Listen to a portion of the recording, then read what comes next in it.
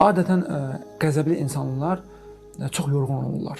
Bəli. Çünki qəzəbli halda insan daim düşünür. Həm də enerji sərf edir. Enerji İstər sərf edir, psixoloji, aynen. istər fiziki. Çünki insan beynində neyronları var. İnsan qəzəblənən zaman o neyronlar yaxınlaşır.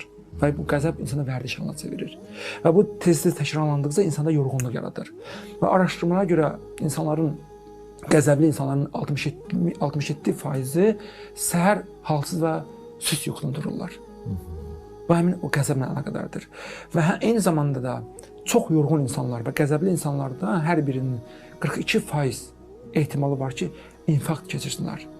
Yəni, Bəli, infarkt riskini doğrudur. 42% artırır. Bəli. Bu da ondan elə gəlir. Çünki insan qəzəb etdikcə insanın ürəyi dözmür, beyin dözmür. Axır çox işlənir, çox işləndikcə də insan öz fəsadını göstərir. Bu baxımdan da diqqətli olmalıyıq biz. Mən çox maraqlıdır ki, bir çox əksər xəstəliklərin çoxu stress və əsəbdən yaranır. Bəli. 80% deyirlər ki, oradan yaranır.